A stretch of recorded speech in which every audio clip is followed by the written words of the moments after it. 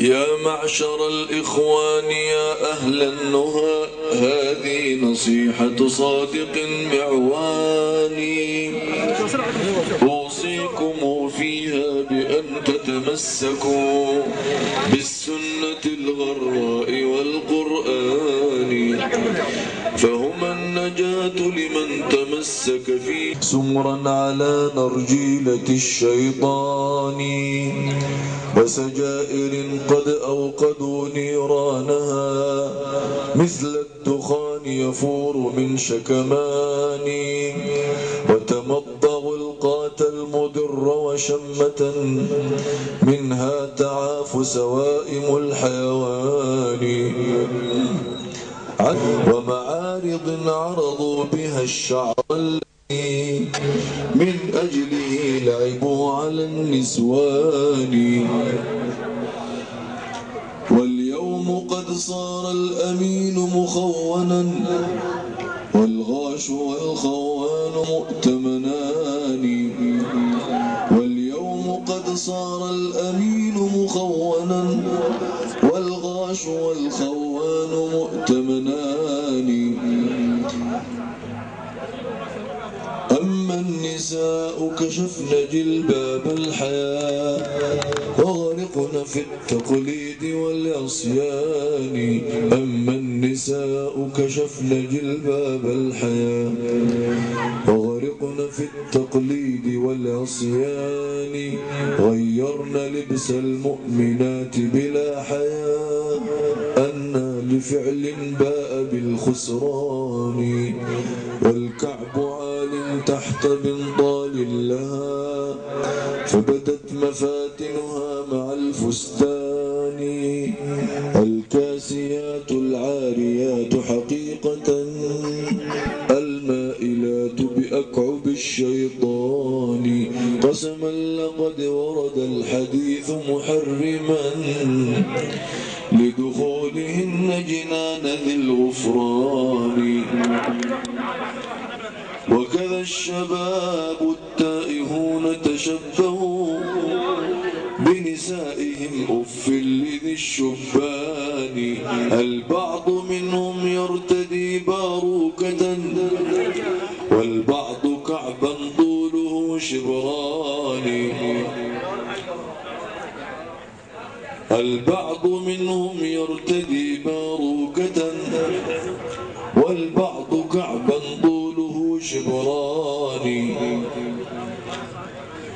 ولقد رأيت القوم في قهواتهم سمرا على نرجيلة الشيطان، وإذا تناست أمة أخلاقها زلت وعاشت عيشة الحيوان، إني قصدت النصح دون شماتة أو عيب شخص زل في عصياني، لو شاء رب العرش جل جلاله جميع الناس للإيمان، لكن حكمته اقتضت في خلقه أن يملأ الجنات والنيران، والله أسأله الثبات على الهدى والحفظ للإسلام والإيمان،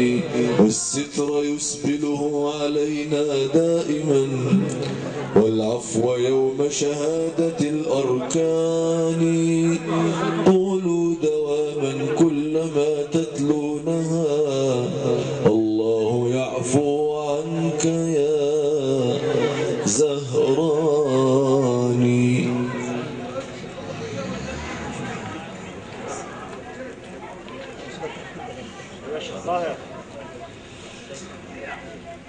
كنا نعيش مع بعض من قصيدة الجواهر الحسان في فتن آخر الزمان للشيخ الدكتور ناصر الزهراني السعودي المولد.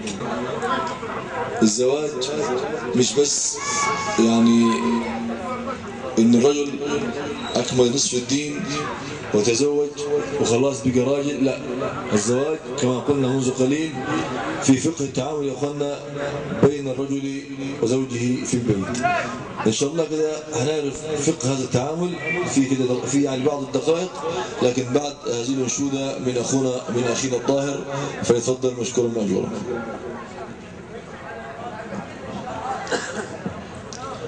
هل تبدى القمر أم عريسنا ظهر؟ هل تبدى القمر أم عريسنا ظهر؟ ربنا يحفظه من عيون البشر، ربنا يحفظه من عيون البشر. عرسنا كمل دينه زوجة تقيت صونه، عرسنا كمل دينه زوجة تقيت عينه. واللي ما ياخد ذاك الدين مسكين الله يعينه، واللي ما ياخد ذاك الدين مسكين الله يعينه. هل تبدى القمر أم عريسنا ظهر؟ هل تبدى القمر أم عريسنا ظهر؟ ربنا يحفظه من عيون البشر، ربنا يحفظه من عيون البشر. يا عريس تحية خذ لك مني وصية، يا عريس تحية خذ لك مني وصية. الزم طاعة المولى تعيش عيشة هنية، الزم طاعة المولى تعيش عيشة هنية. هل تبدى القمر أم عريسنا ظهر؟ هل تبدى القمر أم عريسنا ظهر؟ ربنا يحفظه من عيون البشر، ربنا يحفظه من عيون البشر. جزاك الله خير، بارك الله فيك.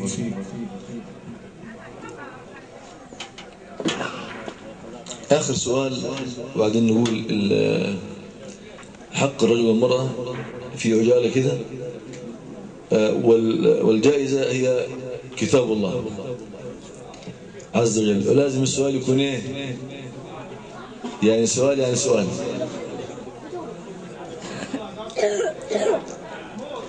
صلى على النبي عليه الصلاة والسلام. اذكر أسماء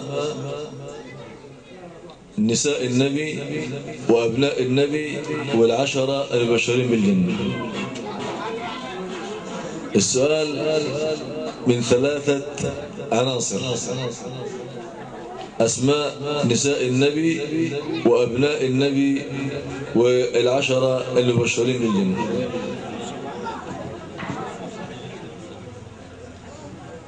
والجائزة كتاب الله تعالى. أسماء نساء النبي صلى الله عليه وسلم وأبناء النبي والعشرة المبشرين بالجنة.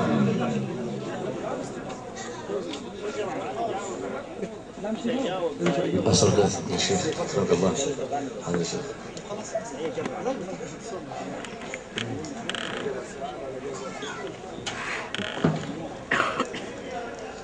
يا اخوان ما حدش عارف نعم؟ لا ولا خيارات ولا حتى خضار.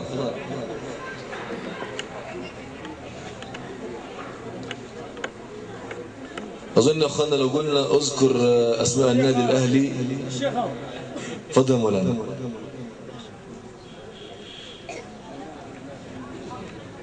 اسماء نساء النبي وابناء النبي والعشرة المبشرين بالجنة.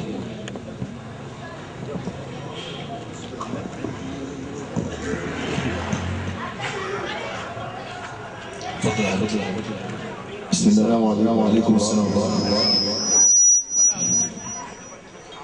سأجتهد وأبذل الجهد والنتيجة على الله إن شاء الله.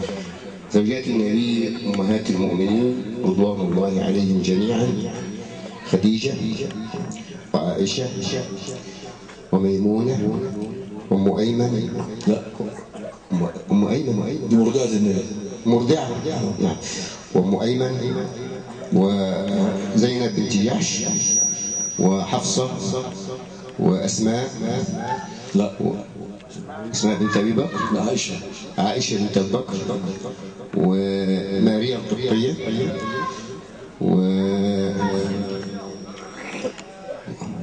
احنا ذكرنا كام كده؟ والله كده كويس. نعم.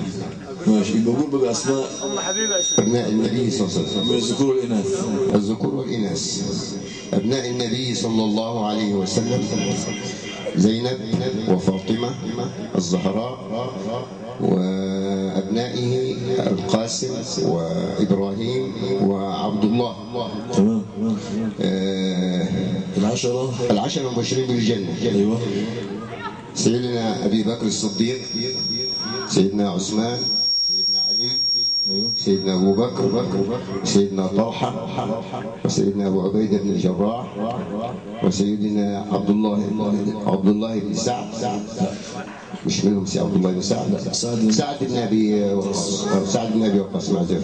وسيدنا سعد بن أبي وقاص وأبو عبيدة بن الجراح، وأمين الأمة هو سيدنا أبو عبيدة بن الجراح. كم دول يا أخوانا؟ 7 تقريبا. لا، 9. طيب جزاك الله خير. هو في العبادلة في عبد الله كان عبد الله. نعم. أيوه. سعيد بن زيد. الله يبارك فيك يا شيخ. جزاك الله خير. جزاك يا شيخ. مبارك في الكتاب. نعم الهدية ونعم الجائزة. جزاك الله خير عنك. بارك الله فيك. هي بس يا شيخ عصام. أتيناكم فحيانا وحياكم. أتيناكم فحيانا وحياكم. إله الكون راعينا تشرفنا بلقياكم. إله الكون راعينا تشرفنا برؤياكم. لقاؤنا فيه إنشاد وموعظة وإرشاد. لقاؤنا فيه إنشاد وموعظة وإرشاد. وذكر الله إسعاد تعالى الله بارينا. وذكر الله إسعاد تعالى الله باريكم. أتيناكم فحيانا وحياكم. أتيناكم فحيانا وحياكم. إله الكون راعينا تشرفنا بلقياكم. إله الكون راعينا تشرفنا برؤياكم. أتيناكم نهنيكم ونطربكم ونشجيكم. أتيناكم نهنيكم ونطربكم ونشجيكم. أتيناكم نهنيكم ونطربكم ونشجيكم. إله الكون راعينا تشرفنا برؤياكم. ففي الأفراح سنتنا عن المختار سقناها. ففي الأفراح سنتنا عن المختار سقناها. نسر بهدي شرعتنا وتحفظنا وترعانا. نسر بهدي شرعتنا ونحفظها ونرعاها. أتيناكم فحيانا وحياكم. إله الكون راعينا تشرفنا بلقياكم.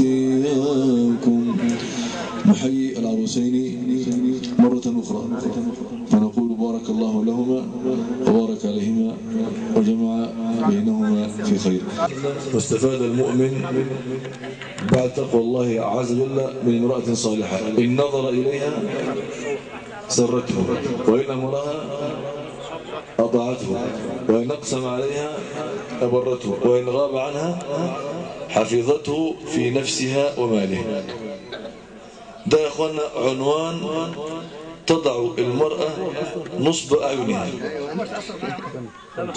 الرجل إذا نظر إليها تسره، إذا أمرها بأمر يرضي الله تطيعه، إن غاب عنها تحفظه، إن أقسم عليها بقسم فيه أمر يرضي الله فعليها أن تبر بقسمه.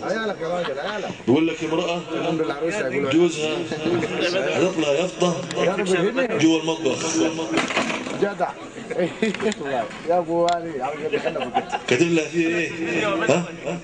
لا تؤجل عمل اليوم الى الغد. يعني معناها اجي من الشغل الاقي ايه؟ انتوا يا اخوانا هو كاتب لها يافطه في المطبخ لا تؤجل عمل اليوم. راحت هي شالتها وحطتها في اوضه النوم. وصلت اخونا الشيخ محمود حتى هنسمع كده بعض الايات من اخونا الشيخ محمود ثم نكمل حق الزوجه ثم انشوده ونختم ان شاء الله بالقران الكريم.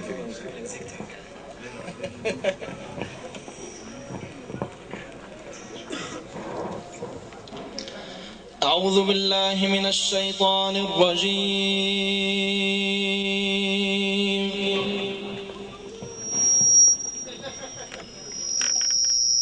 الرحمن الرحيم.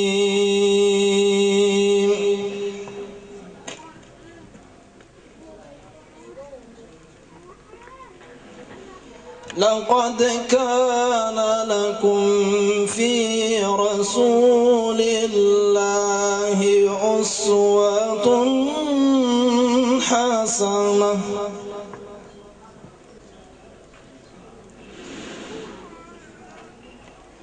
لمن كان يرجو الله واليوم الآخر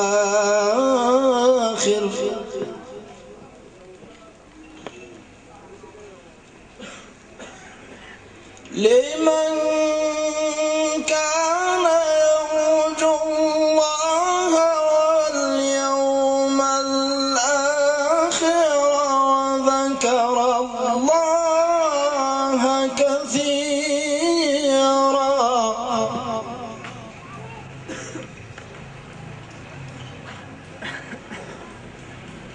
ولما رأى المؤمنون الأحزاب قالوا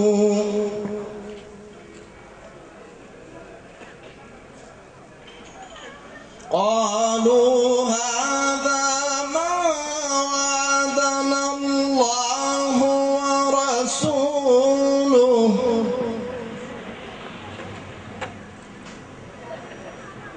وصدق الله ورسوله وما زادهم إلا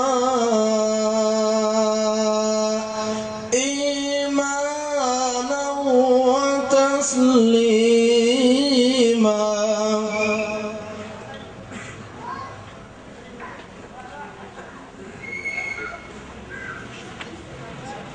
ولما رأى المؤمنون الأحزاب قالوا هذا ما وعدنا الله ورسوله وصدق الله ورسوله وما زادهم إلا إيمانا وتسليما. صدق الله العظيم.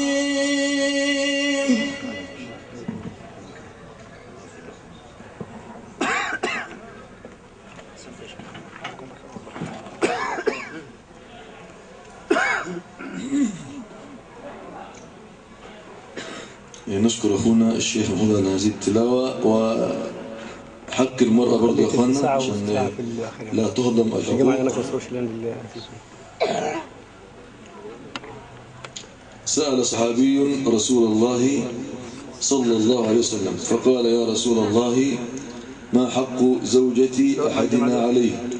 وأن تكسوها إذا اكتسيت، وألا تضرب الوجه، وألا تقبح، وألا تهجر إلا في البيت. أظن يا أخوانا أغلب الناس بيضربوا، صح؟ حتى أنا والله. لكن يا أخوانا في ضرب عن ضرب يفرق، يعني في ضرب انتقام وفي ضرب إيه؟ يعني هو صالح، يعني نعم الأخلاق مع زوجاته. يعني شريح القاضي كان متزوجا من امرأة تدعى زينب. قال: ما ضربتها. قال: 20 سنة ما خالفتني إلا مرة واحدة وكنت لها ظالما. 20 سنة لم تخالفني. الآن تبدأ المخالفات من إيه؟ من أول أيام الزواج. عليه الشيخ كشك رحمه الله قال: واحد الشيخ دخل كده، راح كان مجلس علم، فكل أسئلة جاله عن النساء. قال: يا اخوانا، الشيخ استشعر ان النساء في هذه البلدة في المجلس ده اللي هو فيه تعب الرجال. قال لهم: يا اخوانا انا اسال سؤال. قالوا: اتفضل يا مولانا. قال لهم: اللي مرته تعباه يرفع ايده. قال: كله رفع ايده ما عدا واحد كان جنبه. قال له: يا حاج انت مرتاح؟ قال له: يا مولانا كاسره وسطي مش قادر ارفع ايدي.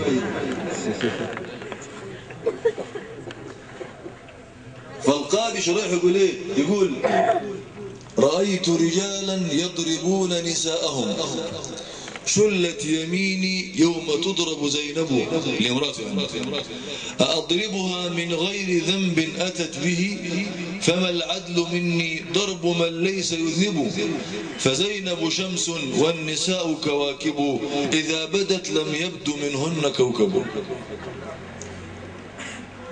يقول يا اخوانا المرة إذا أخطأت فيه يا اخوانا 50 طريقة، والضرب ده آخر حاجة. ويعجبني إمام التابعين سعيد بن المسيب لما تقدم لخطبة ابنته ابن عبد الملك ابن مروان، فرفض أن يزوجه ملك، وزوج ابنته من تلميذ في حلقة العلم في مسجد رسول الله صلى الله عليه وسلم. تلميذ من تلاميذه تغيب. قال: أين كنت؟ قال: يا إمام توفيت زوجتي وشغلت بأمرها. قال: أزوجك. قال: ما معي إلا درهمين. قال: أزوجك. شوف رفض ابن الخليفة وحيديها لمين؟ لتلميذ. قال: فلما يعني ذهبت إلى البيت اللي هو تلميذ كثير بن وداعة، قال: قربت طعام الإفطار. قال: كان صايم. صلوا على النبي صلى الله عليه وسلم. قال: فطرق الباب. قلت: من؟ قال: سعيد.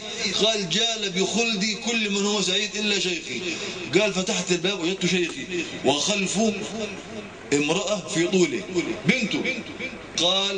قال: أبيت الليلة إلا أن تكون زوجا، ودفع البنت إلى الداخل وانصرف. عقد عليها ولا هي الدنيا؟ هقولها ولا أنا؟ لا شيء وضحها برضه الناس تفهم إنه على كده يعني. فصعد إلى أعلى المنزل وقال: إن سعيدا زوجني من ابنته. ده اللي هو يا أخوانا الإشهار. جاءت أمه قالت: وجهي من وجهك حرام حتى أزينها لك. يوم يومين زينتها له.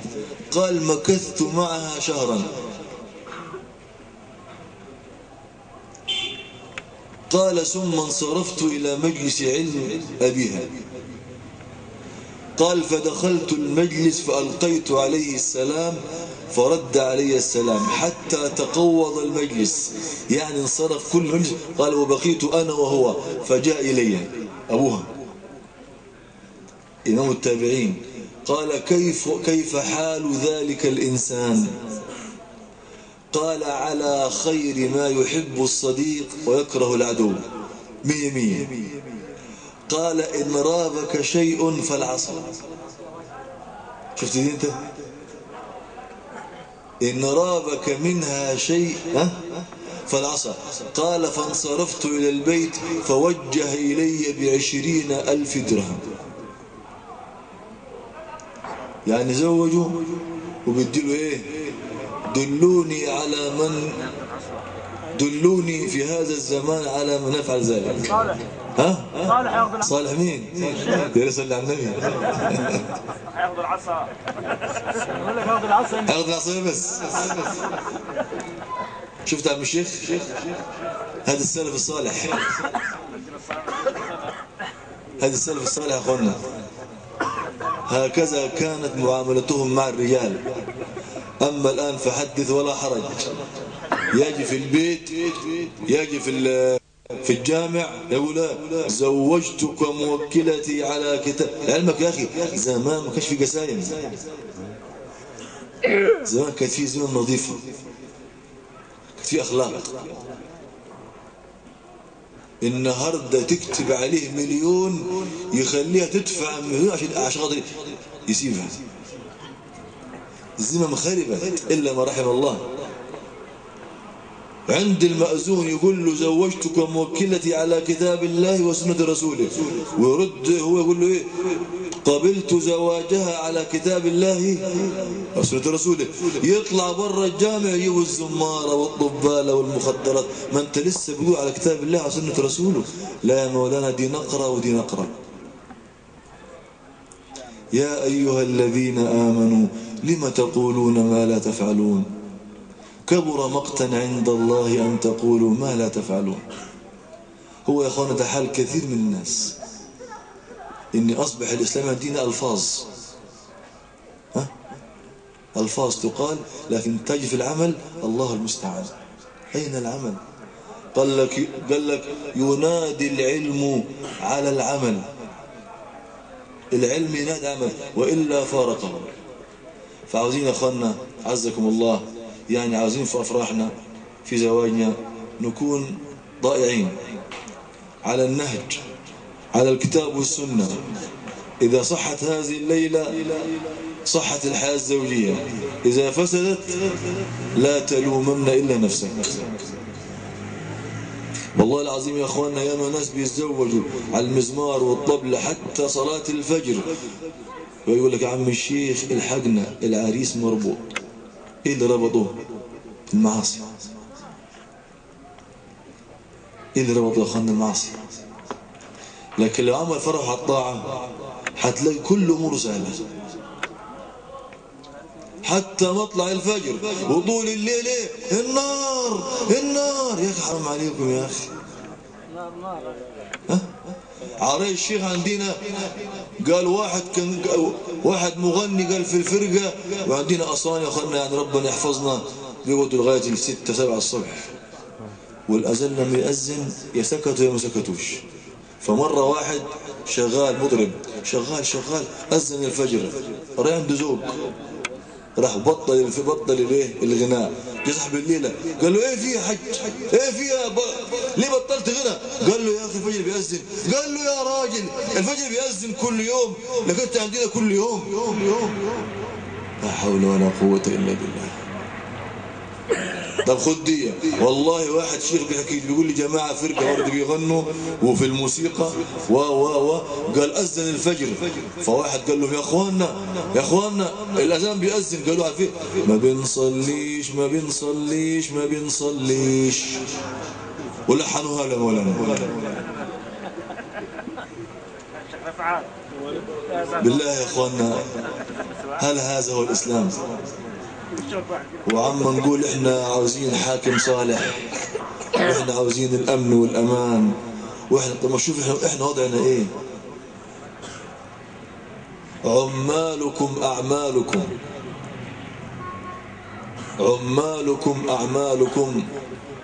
إحنا حنبقى حلوين، هيجينا واحد 100 إحنا حنبقى في بعض، نمزق في بعض، ننتهك حرمات الله. كما تكونوا يولى عليكم. حننصلح يا بحب، مش حننصلح خلينا عايشين في اللي احنا فيه. وإن شاء الله أبشروا وتفاءلوا خيرا، ونسأل الله أن يمن على مصر بالأمن والأمان والسلامة والإسلام. ونشود ونختم القرآن، ونسأل الله أن يجعلنا من أهل القرآن.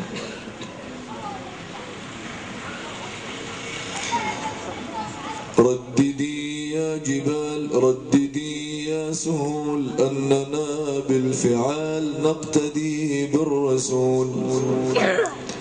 رددي يا جبال، رددي يا سهول، أننا بالفعال نقتدي بالرسول، نقتدي بالرسول. رددي رددي رددي رددي رددي أننا من أبات أسود أسعد العالم وأضاء الوجود. رددي أننا من أبات الأسود أسعد العالم وأضاء الوجود، وأضاء الوجود. رددي رددي رددي رددي.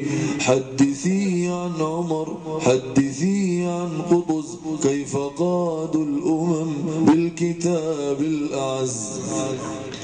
حدثي عن عمر، حدثي عن قطز، كيف قادوا الأمم بالكتاب الأعز، بالكتاب الأعز. رددي رددي رددي رددي. يا شباب الهدى زمجروا كالرعود، حرروا المسجد من طغاة اليهود. يا شباب الهدى زمجروا كالرعود، حرروا المسجد من طغاة اليهود، من طغاة اليهود. رددي رددي رددي رددي. سوف يحيا الجهاد، سوف يحيا الأمل في دروب الرشاد، كلنا للعمل. سوف يحيا الجهاد، سوف يحيا الأمل في دروب الرشاد، كلنا للعمل، كلنا للعمل. رددي رددي رددي رددي رددي يا جبال، رددي يا سهول، أننا بالفعال نقتدي بالرسول، نقتدي بالرسول، نقتدي بالرسول. صلى الله عليه وعلى آله وصحبه أجمعين. أعوذ بالله من الشيطان الرجيم.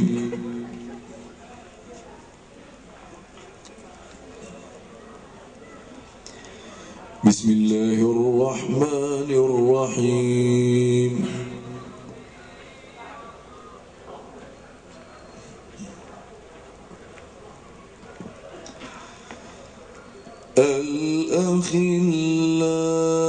الأخلاء يومئذ بعضهم لبعض عدو إلا المتقين.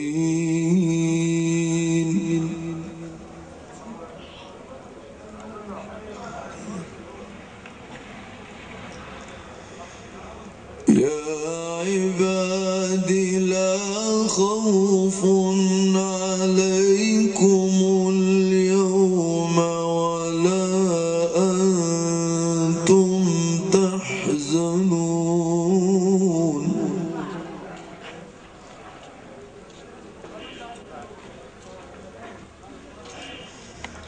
الذين آمنوا بآياتنا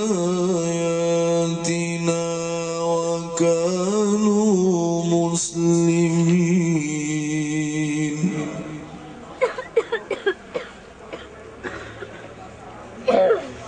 ادخلوا الجنة أنتم وأزواجكم تحبرون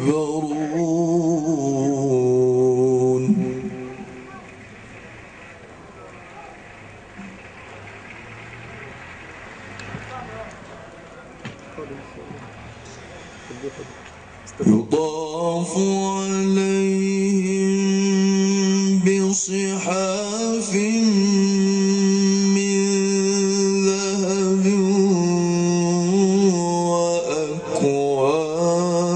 وأكواب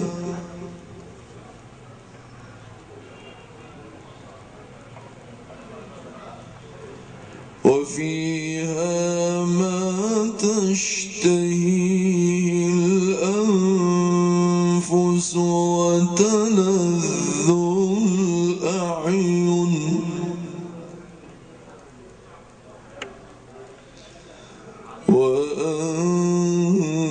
وأنتم فيها خالدون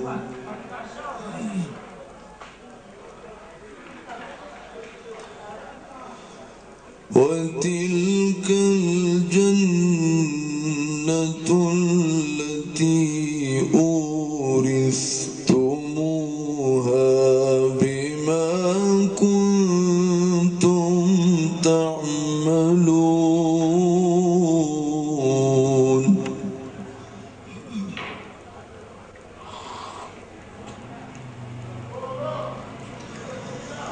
لكم فيها فاكهة كثيرة منها تأكلون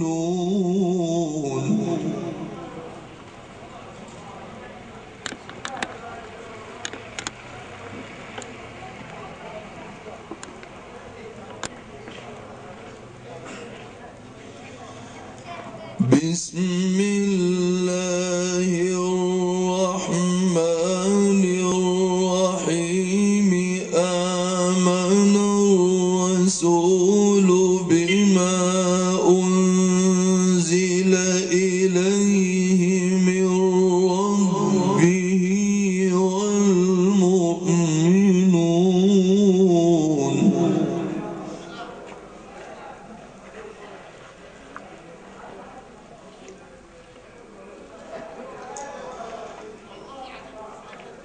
كل آمن بالله وملائكته وكتبه ورسله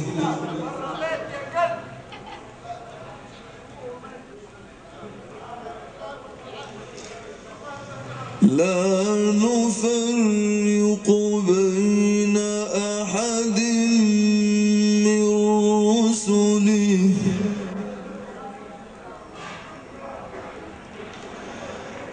وقالوا سمعنا وأطعنا غفرانك ربنا وإليك المصير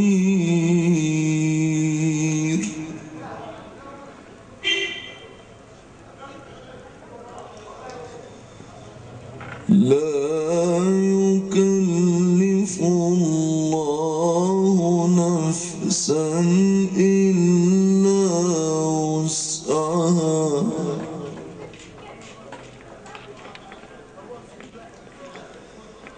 لها ما كسبت وعليها ما اكتسبت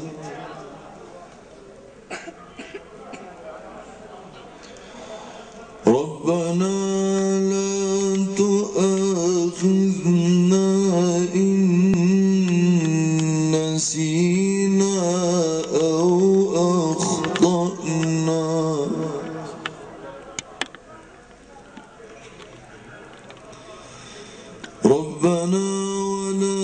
تحمل علينا إصرا كما حملته على الذين من قبلنا ربنا ولا تحملنا ما لا طاقة لنا به واعف عنا واغفر لنا وارحمنا واعف عنا واغفر لنا وارحمنا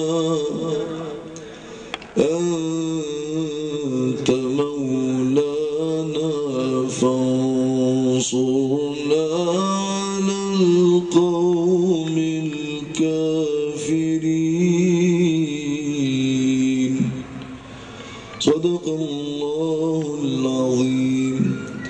نعود ونكرر التهنئة ونقول عروسين بارك الله لكما وبارك عليكما وجمع بينكما في خير. قولوا آمين. اللهم زوج شباب المسلمين واستر نساء المسلمين. اللهم احفظ مصر من كل سوء يا رب العالمين. اللهم اجعل مصر أمنا أمانا سخاء رخاء وسائر بلاد المسلمين. اللهم اجعل عواقب الأمور في مصر إلى خير. اللهم أمنا في أوطاننا. اللهم لا تسلبنا نعمة الأمن والأمان. اللهم احفظ علينا ديننا وأمننا واستقرارنا. اللهم أقر أعيننا بحاكم صالح يقيم فينا شرعك يا رب العالمين، تلم به شعثنا وتوحد به كلمتنا وتنصرنا به على أعدائنا. كما ندعوك ربنا في هذه الليلة الزهراء الكريمة أن تفرج الكرب عن إخواننا في سوريا وعن المسلمين في غزة وعن المسلمين في كل مكان. اللهم اجعل لنا وللمسلمين من كل ضيق مخرجا ومن كل هم فرجا ومن كل بلاء عافية. كما نسألك ربنا أن توحد كلمة الأمة وأن تجمع شمل الأمة. كما نسألك ربنا أن تقضي لنا كل قضاء فيه خير لنا يا رب العالمين. نقول في الختام، وأخونا صالح يعني عايز يسمع كده آيتين بالترتيل، فإن شاء الله كده نسمع آيتين ونختم بإذن الله تعالى، ونسأل الله أن يبارك في هذه البلدة وأن يبارك في جمعكم هذا وأن يجعله جمعا مرحوما والتفرق من بعده تفرقا معصوما وأن لا يجعل فينا ولا من بيننا شقيا ولا محروما. أعوذ بالله من الشيطان الرجيم. بسم الله الرحمن الرحيم. ولقد عهدنا إلى آدم من قبل فنسي ولم نجد له عزما. وإذ قلنا للملائكة اسجدوا لآدم فسجدوا إلا إبليس أبى. فقلنا يا آدم إن هذا عدو لك ولزوجك فلا يخرجنكما من الجنة فتشقى. إن لك ألا تجوع فيها ولا تعرى وأنك لا تظمأ فيها ولا تضحى. فوسوس إليه الشيطان قال يا آدم هل أدلك على شجرة الخلد؟ قال يا آدم هل أدلك على شجرة الخلد وملك لا يبلى. فأكلا منها فبدت لهما سوآتهما وطفقا يخصفان عليهما من ورق الجنة وعصى آدم ربه فغوى ثم اجتباه ربه فتاب عليه وهدى قال اهبطا منها جميعا بعضكم لبعض عدو فإما يأتينكم مني هدى فمن اتبع هداي فلا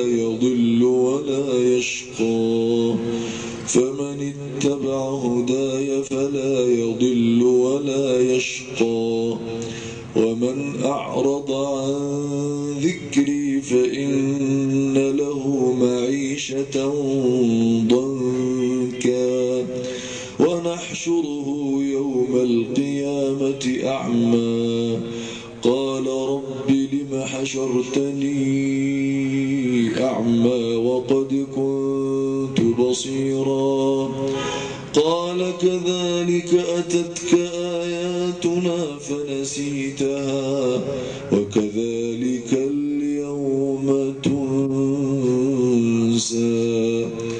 صدق الله العظيم. ونبارك للعروسين فنقول بارك الله لهما وبارك عليهما وجمع بينهما في خير. سبحانك اللهم ربنا وبحمدك أشهد أن لا إله إلا أنت نستغفرك ونتوب إليك. اللهم صل على سيدنا محمد وعلى آله وصحبه أجمعين والحمد لله رب العالمين. الله خير يا شيخ.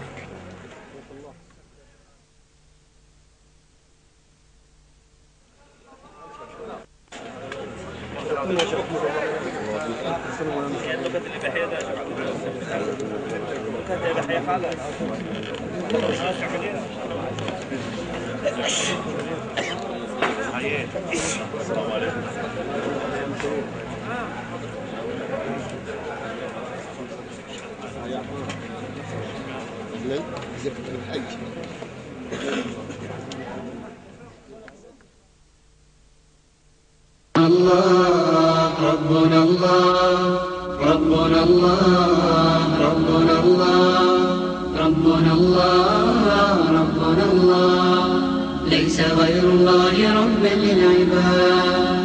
أمة الصحراء يا شعب الخلود من سواكم حل أولى للورى أي داع قبلكم في ذا الوجود صح لا كسرى هنا لقيصرا.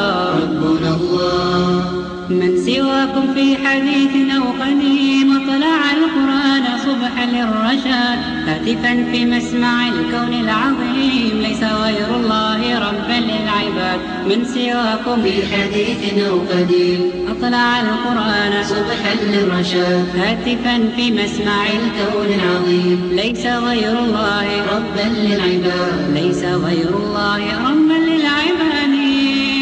أمة الصحراء يا شعب الخلود من سواكم حل أولان الورى أي داع قبلكم في ذا الوجود صاح ذا كسرى هنا لقيصرا. ربنا الله ربنا الله ليس غير الله ربا للعباد. ويكأن لم تشرقوا في الكائنات بهدى الإيمان والنهج الرشيد ونسيتم في ظلام الحادثات قيمة الصحراء في العيش الرغيد قيمة الصحراء في العيش الرغيد. كل شعب قام يبني نهضة وأرى بنيانكم منقسما في قديم الدهر كنتم أمة لهف نفسي كيف صرتم أمما لهف نفسي كيف صرتم أمما. كل شعب قام يبني نهضة وأرى بنيانكم منقسما في قديم الدهر كنتم أمة لهف نفسي كيف صرتم أمما لهف نفسي كيف صرتم أمما.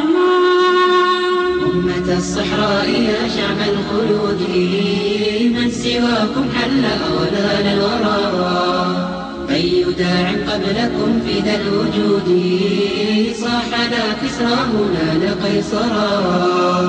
ربنا الله ربنا الله ليس غير الله ربا للعباد. ربنا الله ربنا الله ليس غير الله ربا للعباد. كل من أهمل ذاتيته فهو أولى الناس طرا بالفناء. لن يرى في الدهر قوميته كل من قلد عيش الغرباء. لن يرى في الدهر قوميته كل من قلد عيش الغرباء. كل من قلد عيش الغرباء. كل من أهمل ذاتيته فهو أولى الناس طرا بالفناء. لن يرى في الدهر قوميته كل من قلد عيش الغرباء. فكروا في عصركم واستبقوا طالما كنتم مثالا للبشر. فكروا في عصركم واستبقوا طالما كنتم مثالا للبشر.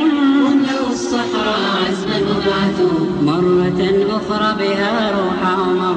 مرة أخرى بها روح عمر. ربنا الله ربنا الله ليس غير الله ربا للعباد. ربنا الله ربنا الله ليس غير الله ربا للعباد. أمة الصحراء يا شعب الخلود من سواكم حل أودانا. راقت نفسي بنور من فؤادي حينما رددت يا رب العباد. وانتشت روحي وصار الدمع يجري. يا إلهي خذ بقلبي للرشاد. أشرقت نفسي بنور من فؤادي حينما رددت يا رب العباد. وانتشت روحي وصار الدمع يجري. يا إلهي خذ بقلبي للرشاد. أشرقت نفسي بنور من فؤادي حينما رددت يا رب العباد. وانتشت روحي وصار الدمع يجري. يا إلهي خذ بقلبي للرشاد. يا خالق الخلق في بطون الأمهات. يا خالق الملايكة والشمس والنجوم. يا مالك الملك والأرض والسماوات. يا مبدع يا معين يا حي يا قيوم. يا محدد الأجل والعمر بين عينينا. من قبضتك يا آدم من قبضتك جينا. انت اللي خالقنا بضعفنا وقوتنا. وانت اللي رازقنا وانت اللي بتغنينا. وحتى لو غلطنا ما بتحرمناش من قوتنا يا الله.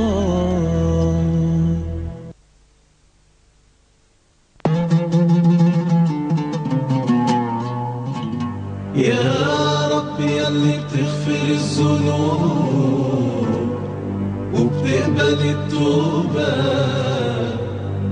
أنا صليت ودعيت من قلبي في ساعة مكتوبة. وقلت ربي ربي قولوا وأنا لو عندي ده الذنوب. هلجأ لمين تاني هو اللي عارفني هو اللي سواني. وهديتي من عنده في عز عصياني. ربي وانا عبده مستحيل انساني. يا رحمن القرآن يا خالق الإنسان يا خالق الإنسان يا خالق الإنسان ومعلمه البيان. سبحانك ربنا لا بأي شيء من آلائك يا رب نكذب، فلك الحمد كله ولك الفضل كله ولك الشكر كله، وبيدك الخير كله، وإليك يرجع الأمر كله، علانيته وسره، إنك على كل شيء قدير، إنك على كل شيء قدير، إنك على ما تشاء قدير. يا من قال لحبيبه حسبك الله، يا من قال لحبيبه فسيكفيكهم الله، يا من قال لحبيبه واصبر وما صبرك إلا بالله، يا من أفرد بالحسب والعبادة يا الله، يا من لا يضر مع اسمه داء، يا من لا يضر مع اسمه شيء في الأرض ولا في السماء، يا من أرسلت محمدا من غار حراء وأنعمت عليه وعلى خلقك في ليلتي القدر والإسراء، وأنجيت إبراهيم من النار وجعلته من العتقاء، وأنقذت يونس بالتسبيح وبالطاعة ابن أبي الأنبياء، وأنقذت يوسف من الجب وصرفت عنه كيد النساء، ونصرت اليتيم ابن الذبيحين سيد الأنبياء.